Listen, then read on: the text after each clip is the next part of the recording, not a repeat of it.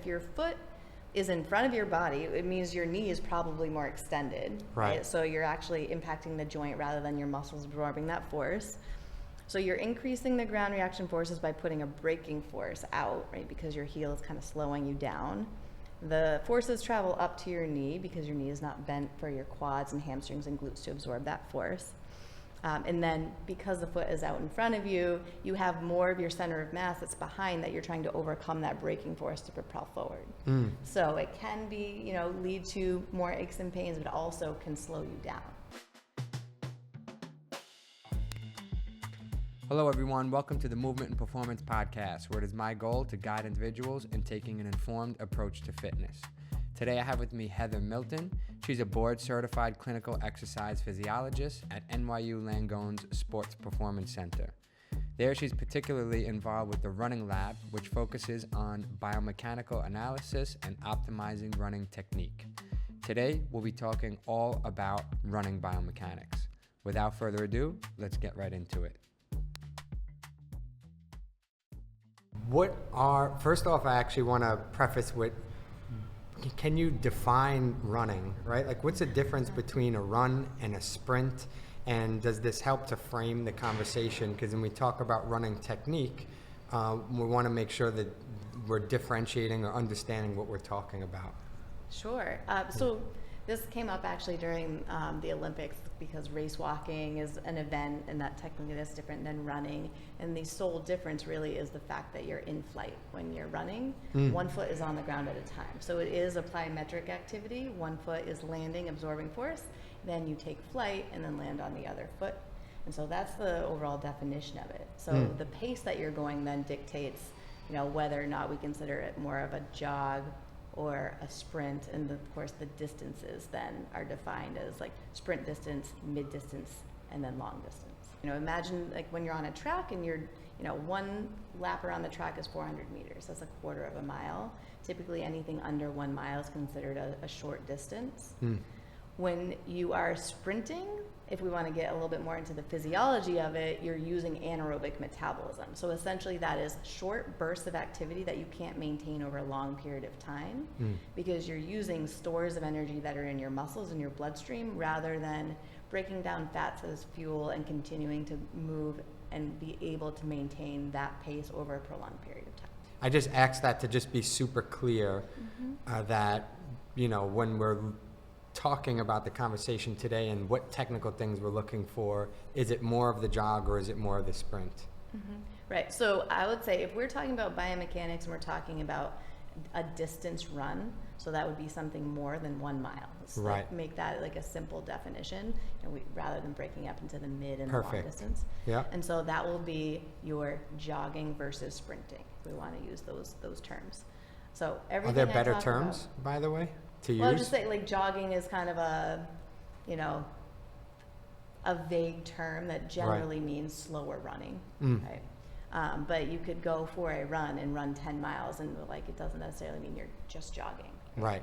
If you look at the elite runners in a marathon, they're running very fast the entire marathon. They can run 6-minute miles for that duration. So when you're doing a assessment on somebody, do you usually have them go at a slower pace? And are there different technical things that you're looking for? We do try when assessing biomechanics.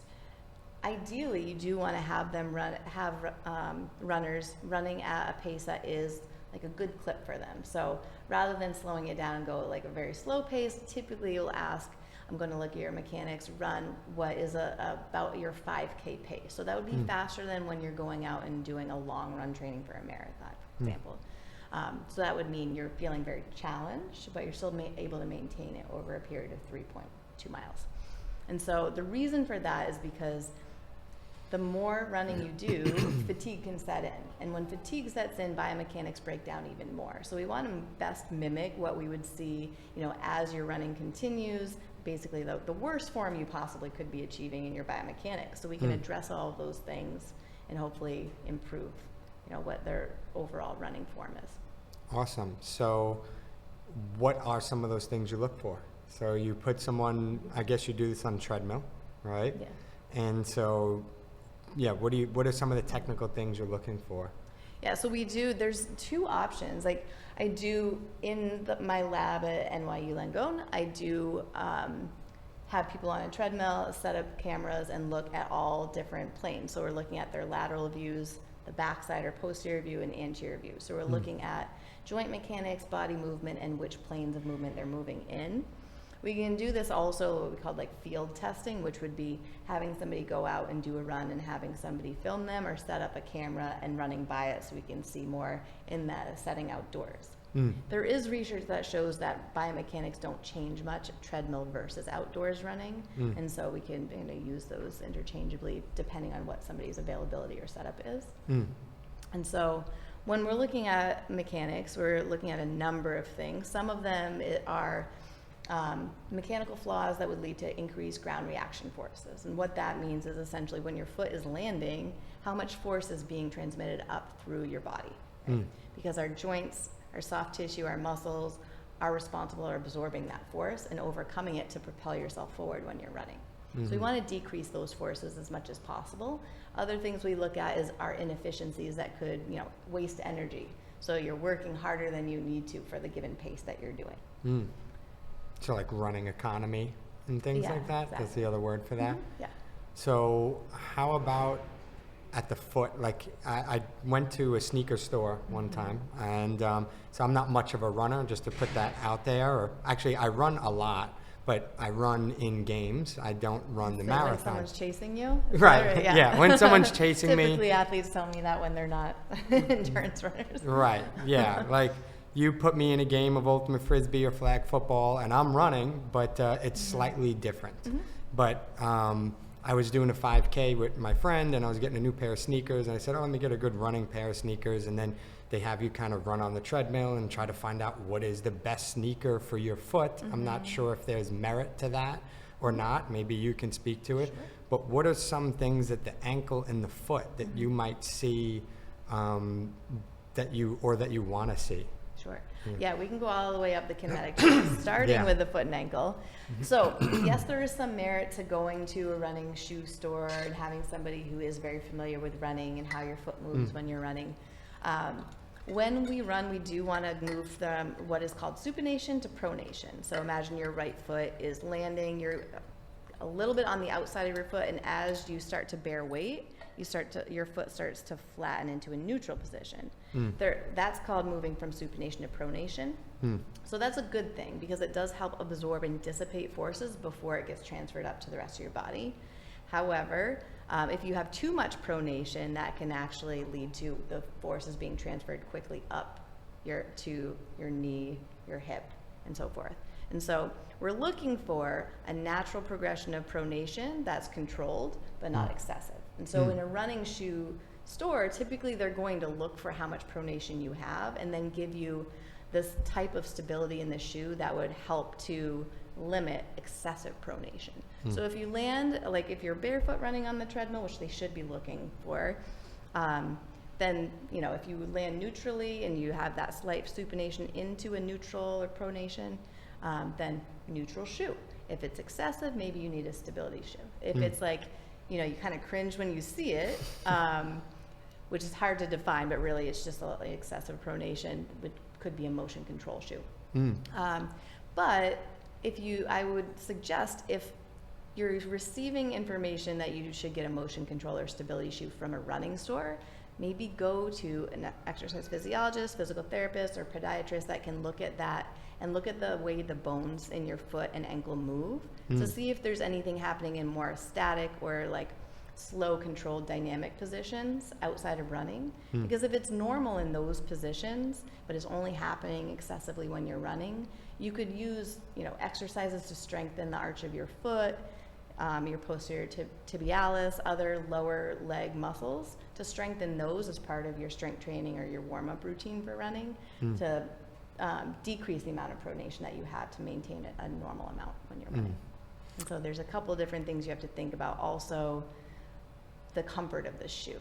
And so if it's recommended to wear a stability shoe and you start wearing it, it feels painful and you start to get all these like niggles or aches and pains in your lower leg that you never had before, it probably isn't the best shoe for you. Mm. The research tells us really in comparison of like addressing pronation versus the comfort wins out in terms of like injury risk related to the amount of pronation. So your body kind of is letting you know. Yeah. It's a pretty good radar there. Yeah. Heel strikers definitely shouldn't be landing with the heel first.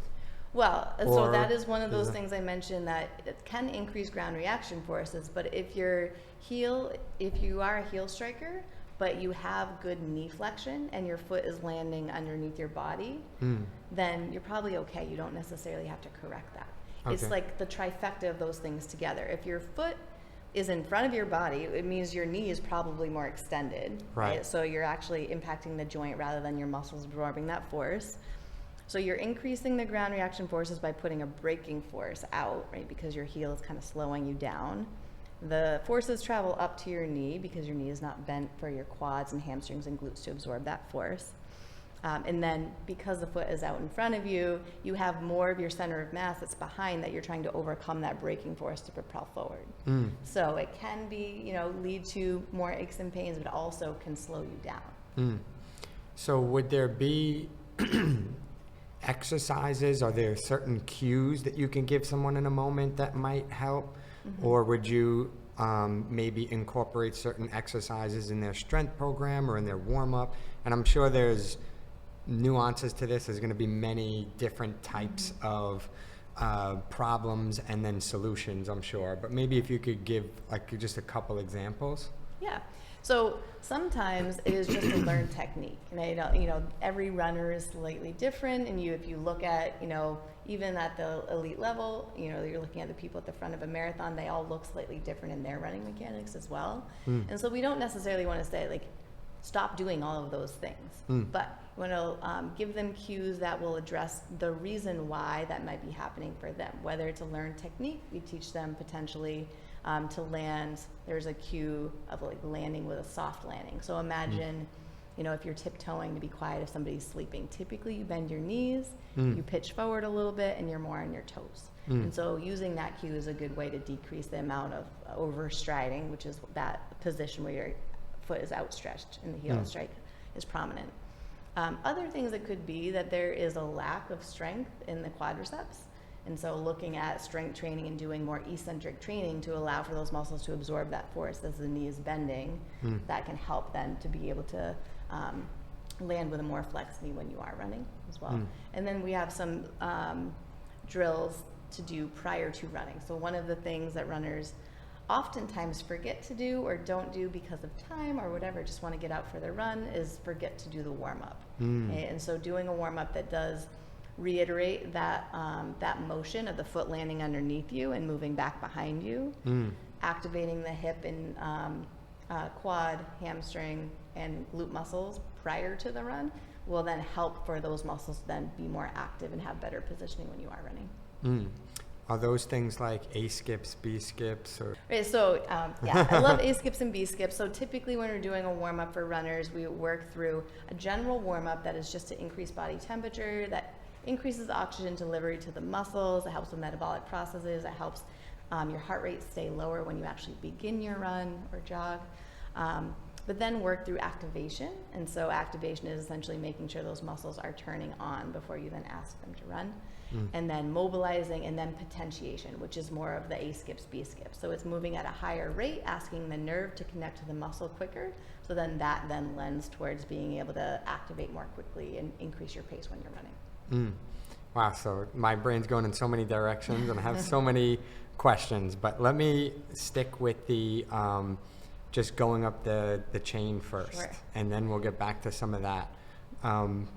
Knee, hip, I guess knee would be next. What might you want to see at the knee? Yeah, so we already started to kind of allude to that with the outstretched, overstriding heel strike and knee flexion. So we do want to see that the knee is flexed a slight amount, about 15 degrees from like a straight leg. So a slight amount of knee flexion at initial contact. So when your foot is initially landing on the ground, and then it continues to bend more through mid-stand. So when your foot is actually directly underneath you, you should have more of a bend in your knee than when you landed.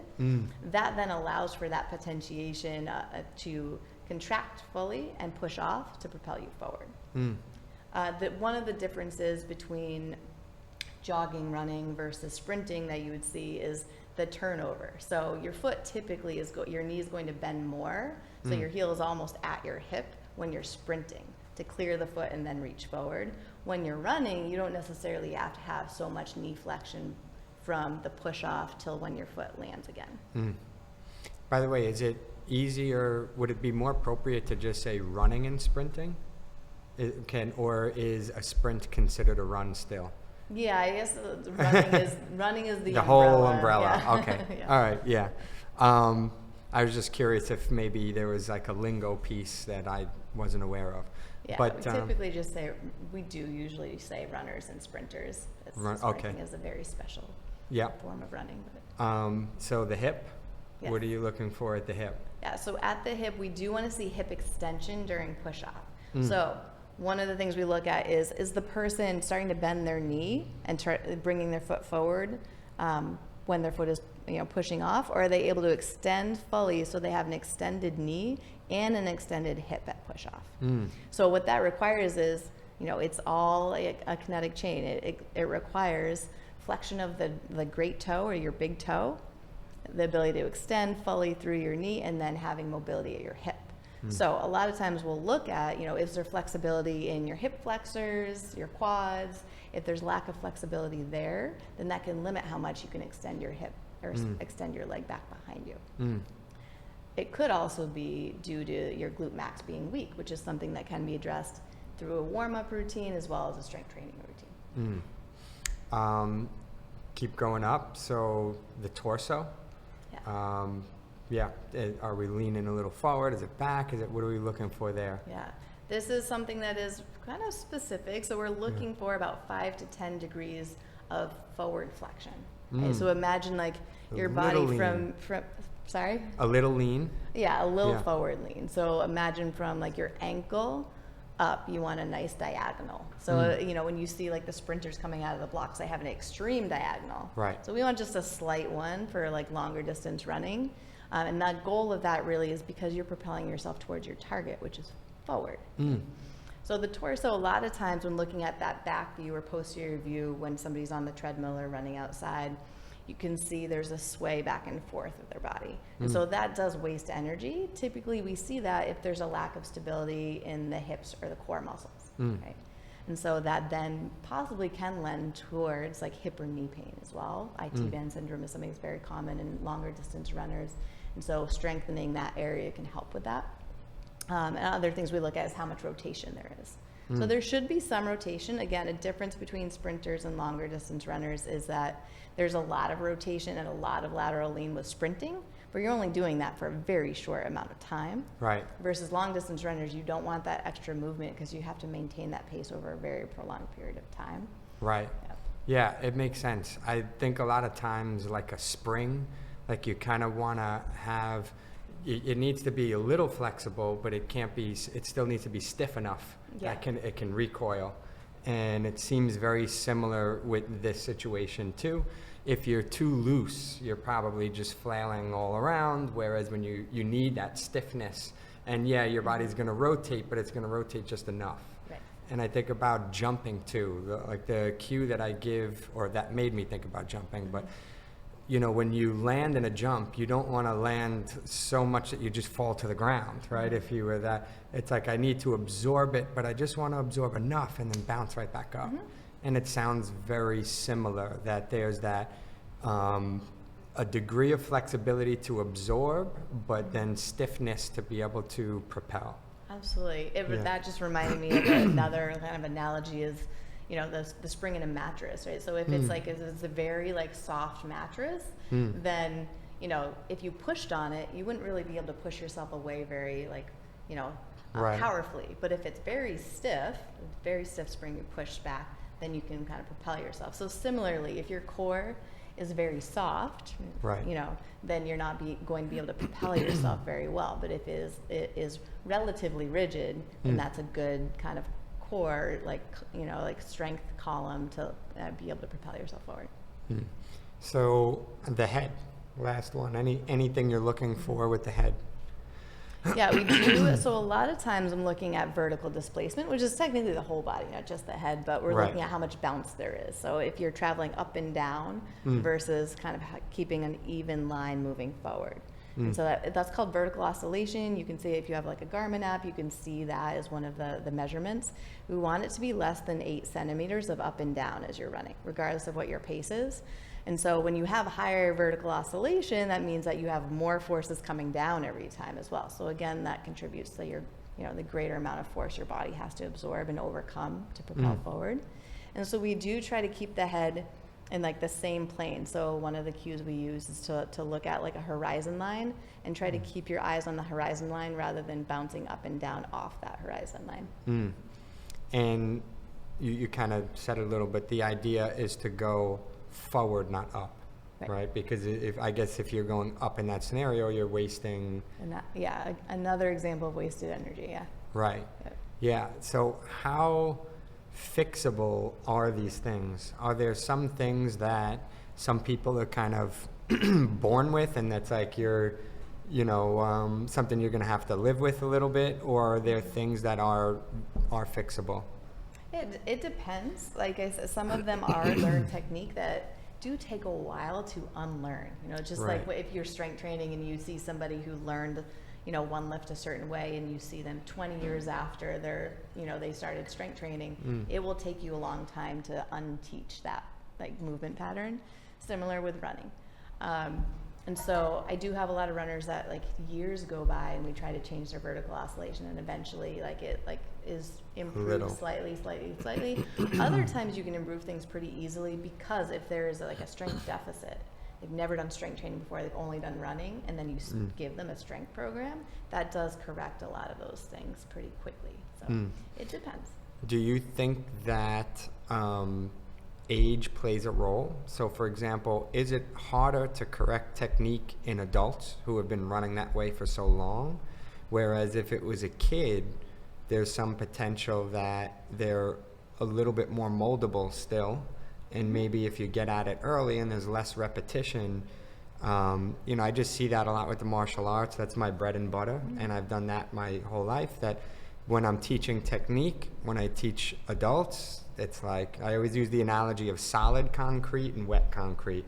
Adults are like solid concrete. You can fix them, but you need an axe and a chisel. And kids are more like wet concrete, and you can kind of mold them and then they can, solidify. But do you think there's a difference between maybe the age there as well, that it's just harder because they've done it for so long?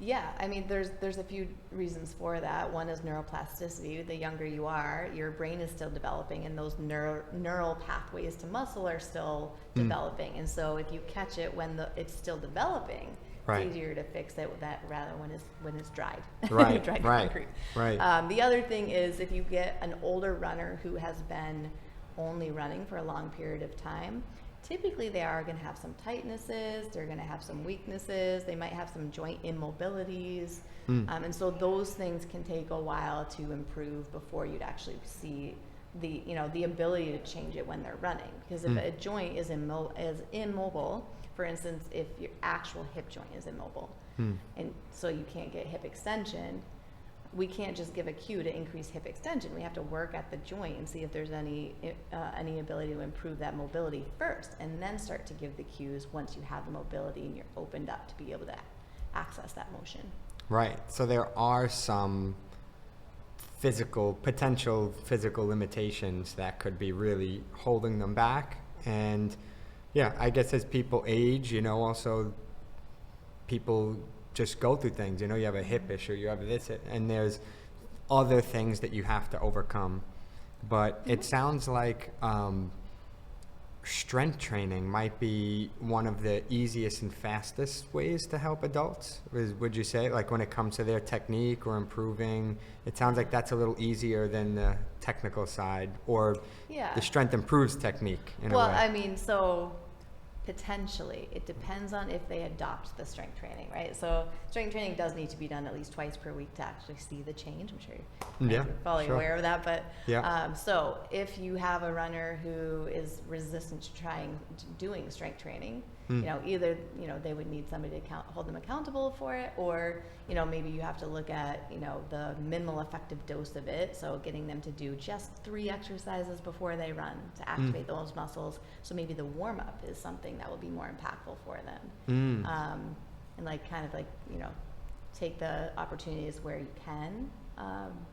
But then there's other people who are very excited to make change and will be happy to add strength training because they never knew they needed that for their runs. So right. So touching on the warm up, when I was young, of course, when you're young and you're more ignorant, I used to just say like, why would you need to warm up when you're jogging? Just the jog. The jog is the warm up. Yeah, you just get away get with it that started. when you're younger, of course. I did the same thing. I'd say, just jog. Why? I don't understand. But it does make sense to me now. So what are some, I know you touched on some already, but maybe like a couple of other examples of what you might include in that warm-up. Yeah, so I mean, doing a light jog to do that general warm-up is good. So, being in Manhattan, I give people city blocks for their warm-up. So first block, just do a light jog and then do butt kicks. So you're working through full range of motion through your knee, stretching out your quads and your hip flexors, walking lunges next, hip circles. So you're activating all the stabilizing muscles of your hip, working through a full hip range of motion, and the whole time working on maintaining the right arm and trunk alignment. So that reiterates how you want to hold your body when you are running. So it can take about what we would want for a goal for a warm-up, 3 to 5 minutes. It doesn't have to be any longer than that. There's plenty to improve your mechanics and your running economy. That just made me think, we did miss one, your arms. What do you want to see in the arms when you're running?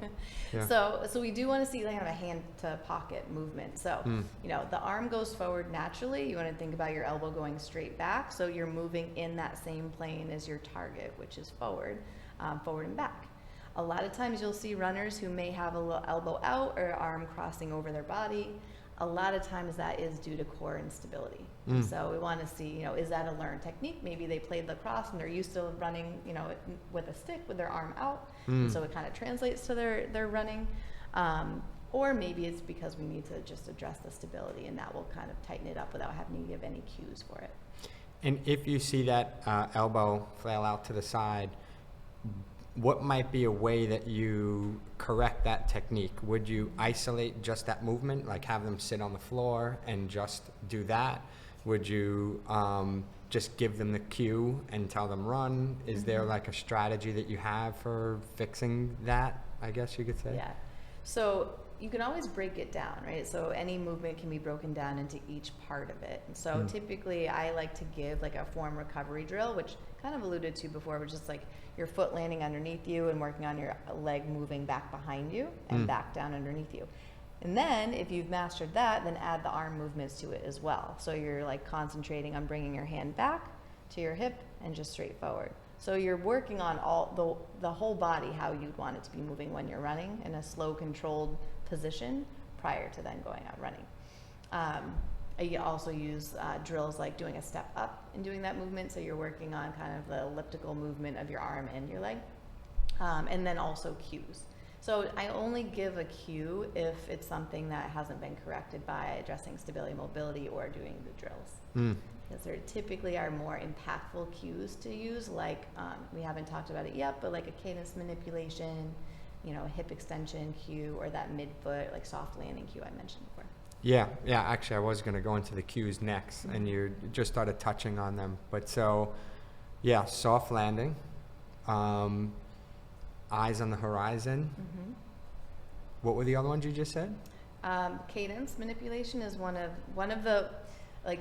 my favorites because it can target a lot of different things. It can improve your foot landing, so decreasing the amount of overstriding you have. It pre-activates the glutes that can help with hip extension a little bit, and it can then decrease or improve your positioning overall. So foot landing underneath you and pushing off rather than a larger stride and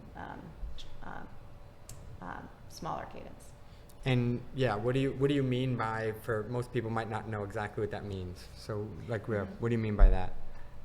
The cadence. Cadence is how many steps per minute you're taking. Mm. And so there is some literature that shows that higher level athletes that are healthy typically have a cadence around 180 steps per minute.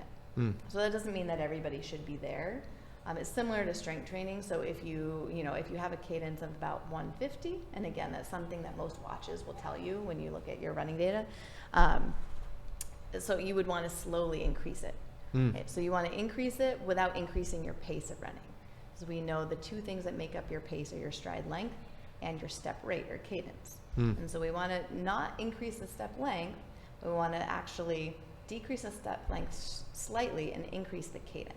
So this is something specific to runners that are not sprinters. Mm. Sprinters, we want to maximize both of those things. Right, yeah. So tell me that one more time, because I want to make sure I got it. And a lot of the knowledge that I have is more in the realm of sprinting. Mm-hmm. But yeah, so you're trying to minimize the stride length, you said, mm-hmm. because you don't want to overreach out in front of you. Mm-hmm. You don't want to have your leg too extended and stiff and all that. But then once you have that good stride length, you want to have a faster cadence, so you want more repetitions right. within that time frame. Right, yeah. And slowly increasing it. So if you start off at 150, then the next time you go run, start off at about 160 or 165. Mm. You could do that by like listening to tempo music that's set at, there's a lot, like Spotify has a lot of playlists that are like for running tempos. Mm. So you can just look for playlists that are like tempo of 165. Mm. So you can listen to the beat and try to have your foot land on each beat. Or you can set a metronome. Piano players are probably very familiar with that, but just hearing the clicks and having your foot land. So imagine as you're hearing it, you're trying to put your foot down every time you hear it, which means your foot is probably going to land underneath you more than allowing it the time to reach out in front of you. Mm. So over time, what we're doing is not necessarily trying to shorten the stride as much as possible, but really change the stride length so it's the foot landing underneath you and extending back behind you, rather than the foot landing in front of you and having a lot of time on the ground all the way through to the push-off. Yeah, that makes sense.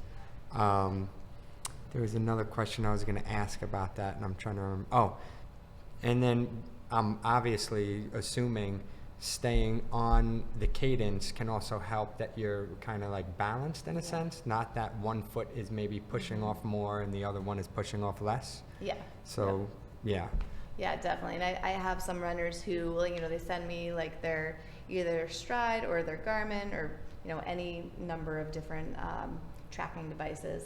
And I can look at that and then give them the right cue based on that data. So that's something, even like if I can't see somebody in person, I can get a lot of information and give them the right cues that will help them improve their running. Do you notice that some people are better on one side versus the other? Is that like common? It's common to have a little bit more time on your non-dominant side. As you imagine, you have a little bit more of that like neural connection. We're usually a little bit more efficient on our dominant side, so you'd be able to land and push off a little bit quicker than on your non-dominant side. And so sometimes, that leads to like imbalances or some aches and pains on one side versus the other that can be addressed through the cadence manipulation. So that's 3 so far I have. Cadence manipulation, or what term did you give it? You said cadence manipulation. Eyes on the horizon, soft landing, any other big cues that you might go for? Or yeah, the glute push-off cue, which I like to give during like hill workouts, because it's a little bit easier to really activate the glutes and get into that hip extension during the hill, going uphill. So really what that is, there's 2 different ways to look at it. Cues could be internal or external. Right? So an internal cue would be like, all right, when your foot lands, I want you to squeeze your glute and push back. A lot of people don't have that awareness, especially in a dynamic movement like running. So you can give an external cue, which would be push the ground away, push the ground behind you. And so just that thought then lends towards that muscle activating a little bit more and being able to push back behind you and get that motion. Yeah, that makes sense, especially as someone starts to fatigue.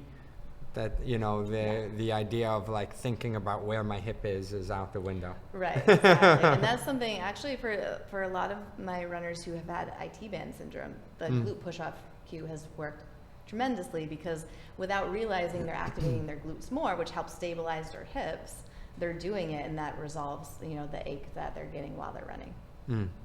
And any last big ones? Not that you have to go through them all, but maybe if there's a heavy hitter that you think like, oh, this is one that's definitely important to mention, or we got the big ones? I think we got all the main ones, yeah.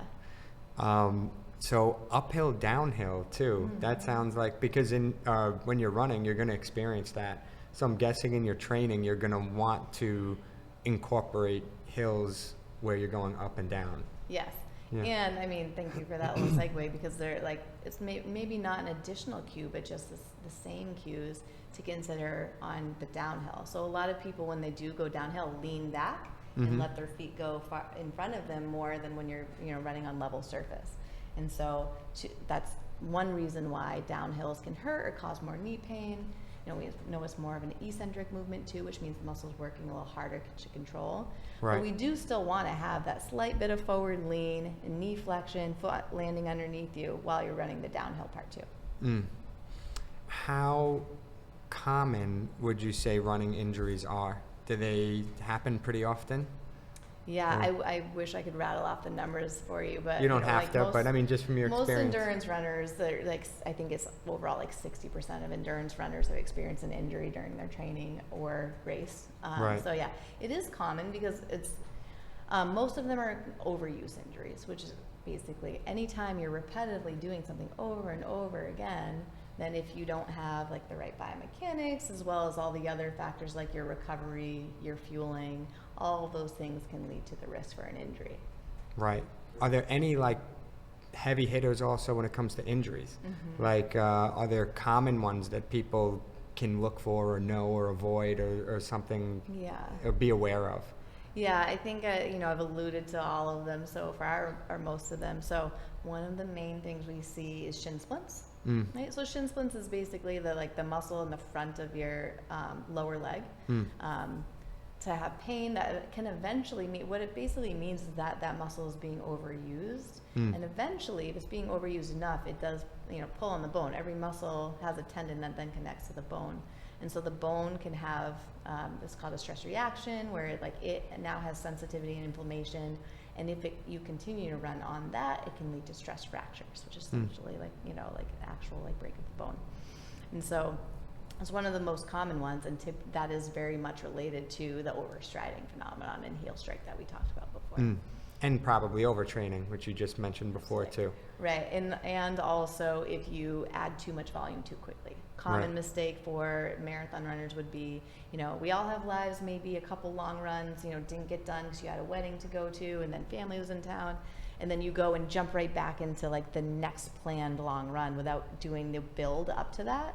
So anytime you increase your volume more than 10% week to week, there's an increased risk for injury. Yeah. That's a good number that you have. Increasing your volume 10% from week to week. Yeah, I see that all the time. Everyone gets excited about a new thing. Oh, we're going to do the half marathon. We're going to do this. We're going to do that. We're going to train together. Everybody wants to climb Mount Everest nowadays. It's like, you want to be able to say you did it. And then that becomes more important than, the proper training, and people get excited, and, then you go from you never ran ever to now you're running your first marathon. That's a big stretch. Maybe start with a 5K. And, Yeah, that's excellent point. Absolutely. And then finding someone to at least give you guidance. I would say, whether it's biomechanically related or training related, a lot of times, I have clients who have had an injury in the past, and part of the reason may be because they had a friend who was an experienced runner. You're trying to keep up. And they just, tried to do what their friend was doing without doing what was right for them. So another big question I had was around, sometimes you see this more, I think, with other activities, but I'm curious if it's in running too, where someone will do something technically because it'll help them perform better, but then it's not always the best thing for health. So there's differentiation between performance and health. And an example I give is maybe for, the bench press. A power lifter would have this extreme arch in their back, which is going to make you lift more. It's true. And you will lift better. But for health, that might be something you want to avoid. And is there anything like that with running where this will enhance performance, but you may want to be wary of it regarding your health? Yeah, it happens more often with really competitive runners, or closer to the elite level, where like swimmers and runners very similarly will, like, the more the better kind of is the mantra. And so I have worked with runners who run 100 miles a week, and that we know after 40 miles per week your injury risk increases, and it starts to exponentially increase the more and more the mileage is. And so yes, there can be some performance gains if you get in more, if you're up in the, like, 50 to 60, but everybody's, like, breaking point is a little different. And so, like, yes, some runners may get more performance gains if they go above 40 miles per week for their training, and absolutely, if you ask a lot of elite marathoners, they would say they do. But that they understand that comes with greater injury risk. And so a lot of times they're working with their coaches and optimizing recovery, maximizing, like, the amount of recovery time that they have in between that to try to avoid those injuries, but with full understanding they may, they're putting themselves at risk for them. Would you say that for the average person, then potentially training for a marathon, maybe like picking a half marathon, could be better for a general population and maybe not having the goal of a marathon? Or am I taking away from someone's dream? Or what are your thoughts on that? This is going to be controversial. Yeah.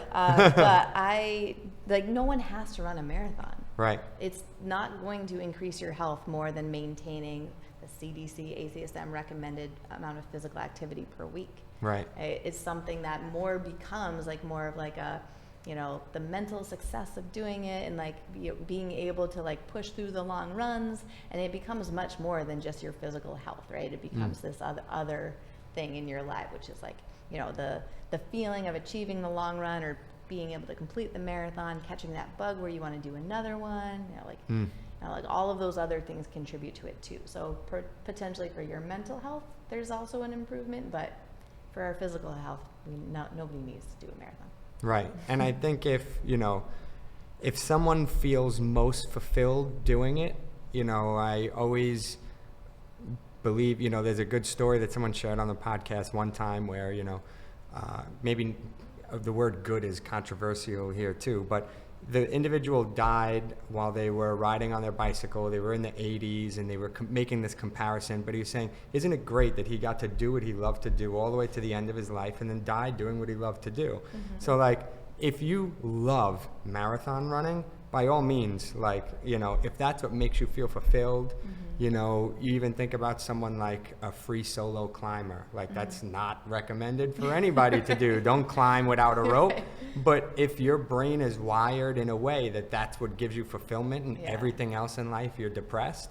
Like, so based on how your brain is wired, if it's fulfilling and it's something that's good, so there's no knock to people who do have that goal also and want to aspire to do that.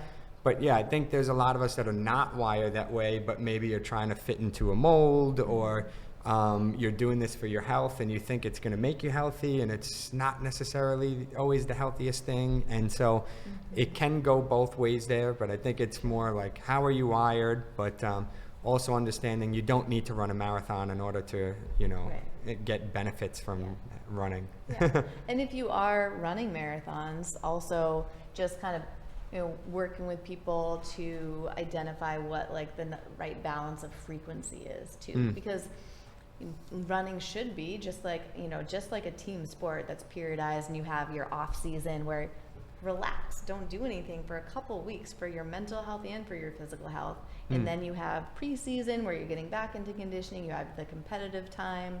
So it should be periodized that way for runners as well. It shouldn't be, as soon as you finish a marathon, you're off to start training for the next one. So if you can periodize, like, year to year, and choose, like, either your spring, fall, or maybe just the fall, or, whatever works best for your recovery time, periodize like that, so you do have different times of the year where you're focused on maybe more sprinting technique, form technique, not as much volume of running, and then, strength training and all the other things that can contribute to being well-rounded in your fitness, Yeah. And then enjoy your runs even more because you have all of that base of fitness that helps you. Yeah, I love the idea of seasonal things when it comes to your health, because there seems to be a common theme of if you want to be really good at something, you have to do that one thing, but if you want to be healthy, you need variety. And like when that seasonal approach, it kind of gives that variety a bit. And you don't have to just be one thing. It doesn't have to identify you. You don't have to be the runner and you always do marathons. You could be someone who does a half marathon in the fall, but then in another time of the year you're a dancer, and it doesn't have to fully make up everything of who you are either. Yeah, absolutely. But do you think that there are some people that are more built for running? Would you say that maybe they're and when I say that, I mean more so their body, maybe their body type, whether it's one of the things that's coming to my mind is wide hips. Some people, or I might have heard like the hip to knee angle, if you are maybe a lady with very wide hips, from whether it's that has its own benefits, giving birth or whatever it is, but that is a little maybe you want to be aware of how much running you're doing in that instance potentially. But if you could speak to that. Like the anatomical differences, like some sports clearly you have to be tall to play basketball, right? So right. There, in terms of that, I haven't seen any research saying or swimmers, your wingspan or your trunk, length impacts your ability to, perform at a high level. I haven't seen data like that for runners, but yes, there are things like we look at tibial rotation. So where your femur and your tibia meet, if there's any rotation, that means the alignment of that joint, then that helps to explain if you have a heel whip, but also can explain if you do get lower extremity injuries more readily. Similar, so that kind of valgus position is what you were talking about. If your hips are wide and then you come in, so they're the knees are kind of moving towards each other, then yes, that also can create some. It can create some pain in your hips, but also can be in your knees as well, and can impact the way your feet are landing a little bit. We talked about that supination to pronation. If you have that kind of collapse of your knee, that could create a little bit more collapse of your foot as well. And so yes, there's no exact science on you should do 50% of what other runners do. Right. But it's something to be aware of, right? Right. So you can do, some things to help maintain your alignment as best as possible, but then understanding some of it is anatomical, and maybe it's not, that you can't do a marathon, but maybe you just need to program yourself so you have 2 days between each run. Maybe you need your 18-week cycle to prep for the marathon more gradually than somebody who's experiencing and do a 16 or a 14-week program. Right. Yeah. We hit a lot of the stuff that I wanted to go over. There was one other, thing that I noted in the back of my head. I kind of wanted to maybe do a whole nother episode just for strength and conditioning stuff. But you mentioned eccentric. Is there anything that you do in your training regarding the eccentric, how would you target your eccentric strength training for the lower body? Is there any, maybe an example of an exercise you might do, step off a box, or what do you? Yeah. So I know as soon as I said it, well, that's a whole nother. I know, but I know I had to ask because now I'm curious. That's a selfish question. Yeah, no, absolutely. So we do progress. So we want to make sure that people are able to squat or leg press is a good example. So Right. a marker of strength is that you're able to do at least 1.5 times, if not 2 times your body weight. Right? And so once you're able to do that, that means that you more readily can do plyometric work. Right? So plyometric work would be, the stretch shortening cycle. So muscle is stretching, then shortening. So you had kind of alluded to that before as well in terms of elasticity. Yeah. And so we can do it in a slow eccentric motion, which would be stepping down off a box versus doing it a, step and jump off a box. So there's progressions of it, right? So then you also want to think about the speed of movement, because when we're doing slow eccentrics, you could do slow eccentrics in the gym where you're slowly descending in a squat. That's an eccentric movement. But we're more strong eccentrically than we are concentrically, right? So concentrically is when the muscle's shortening. So when you're standing up from the squat.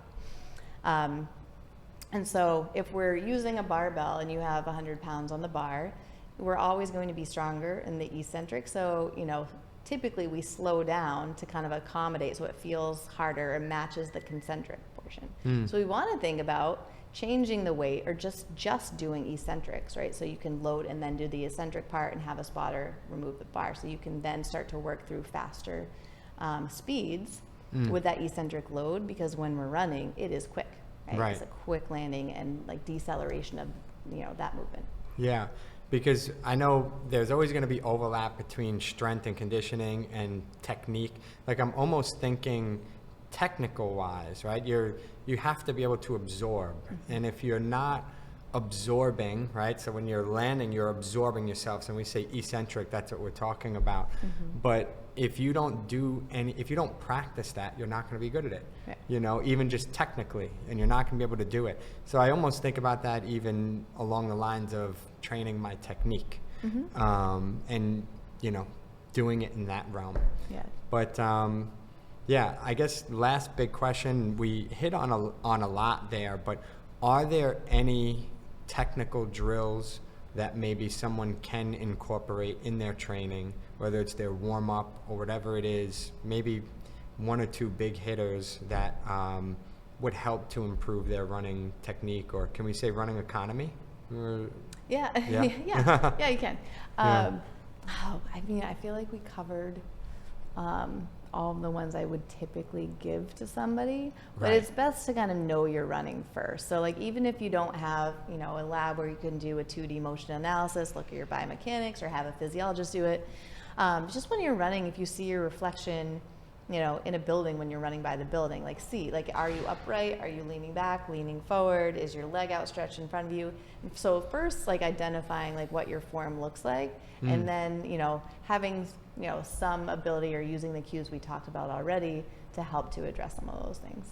And can someone record themselves, you think? And I mean, they're not an exercise physiologist. They're not going to maybe be able to look and see what's wrong, but it might be able to be a good start for them to be a little more aware of oh, wow, I really am overreaching, or my leg is pretty stiff. Because even if, I mentioned, seeing yourself in the reflection, because, when you're doing strength training, you see yourself in the mirror, there's some auto-correct that happens. You get biofeedback seeing yourself, then you can correct form a little bit without even realizing you're doing it.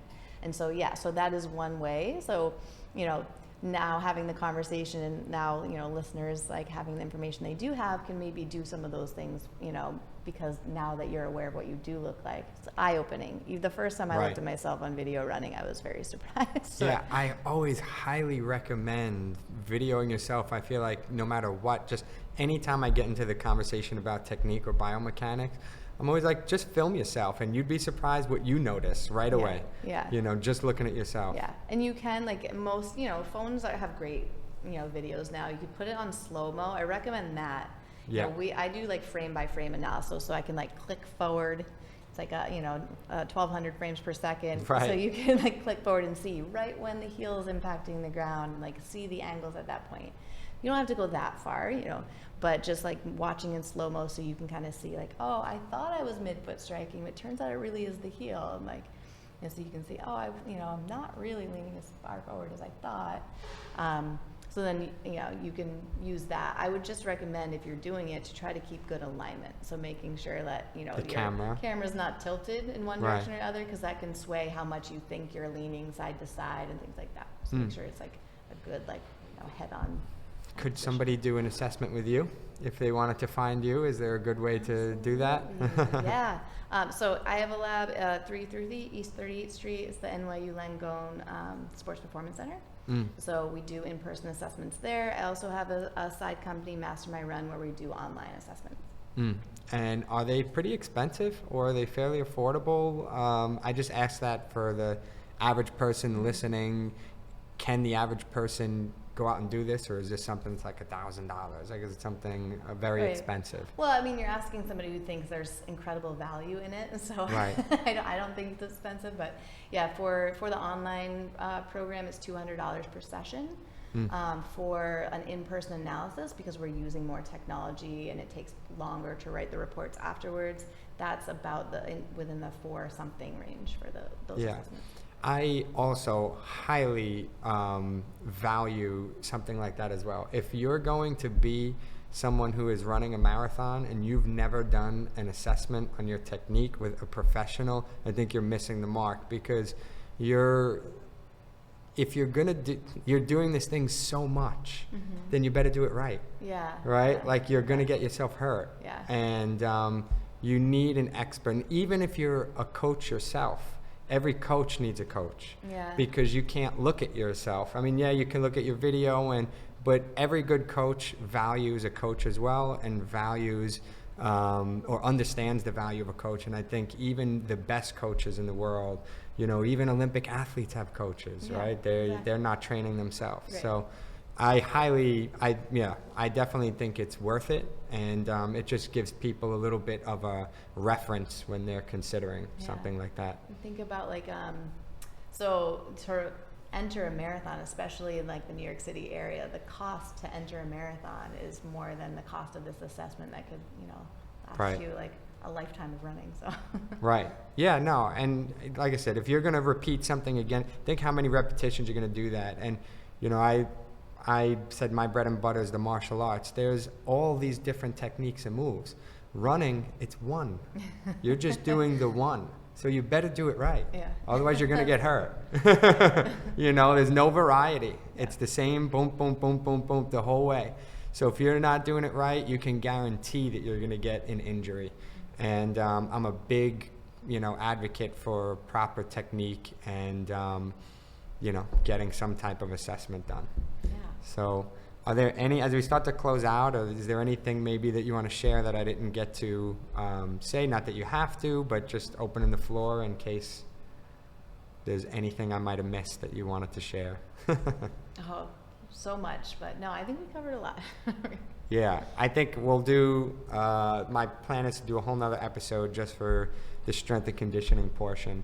Because, and then you could do a whole nother episode even on the mindset, the mind needed for, but all these things can be broken down. So just to make people aware that we didn't really talk about the mental aspect. We didn't talk about as much of the strength and conditioning. Mm-hmm. Today was mostly about the biomechanics. So, but I appreciate you. Thank you for coming on, and thank you for the conversation today. Yeah, thanks for having me. Yeah, awesome. All right, Kate.